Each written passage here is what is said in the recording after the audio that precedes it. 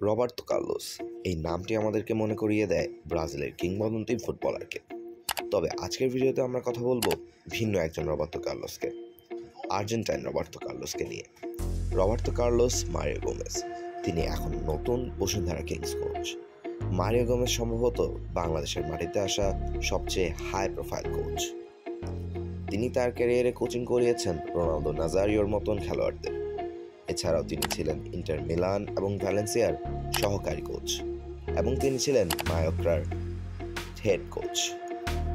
তিনি 4-4-2 ফরমেশনকে প্রাধান্য দেন, যেখানে সামনে থাকেন একজন প্লেমেকার এবং তার মিডফিল্ডে থাকেন দুজন পিভট।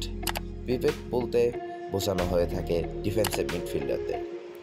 তিনি তার ফরমেশনে ডিফেন্সে তপুকে এবং তার পাশে টনি কিংবা তারিক গাজীকে রাখতে পারেন, এবং ফুলব্যাক পজিশনে সাদ এবং তাজ, মিডফিল্ডে থাকতে পারেন হৃদয় এবং আগস্তো, উইং পজিশনে ইমানুয়েল সান্ডে এবং রাকিব হোসেন, এবং আপ টপ ডোরিয়েল টেনকে রাখা যেতে পারে, এবং ডোরিয়েল টেনের ঠিক পেছনের ফরমেশনটাতেই কিউবা মিচেলকে রাখা যেতে পারে।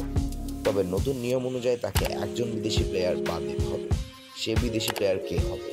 খুব সম্ভবতই সেটা ইমানুয়েল টনি হতে পারে, কারণ ইমানুয়েল টনি পজিশনে তারিক গাজী রয়েছেন, যিনি বাংলাদেশের one of the best player.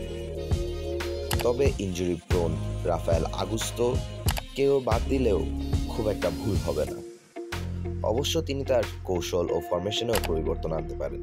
সময় সবকিছু বলে দিবে। এখন দেখার বিষয়, তিনি কি বসুন্ধরা কিংসকে আবারও গৌরবে ফিরিয়ে নিতে পারবেন? আপনার মতামত জানাতে পারেন কমেন্ট সেকশনে। লাইক এবং সাবস্ক্রাইব করে পাশে থাকবেন আমাদের।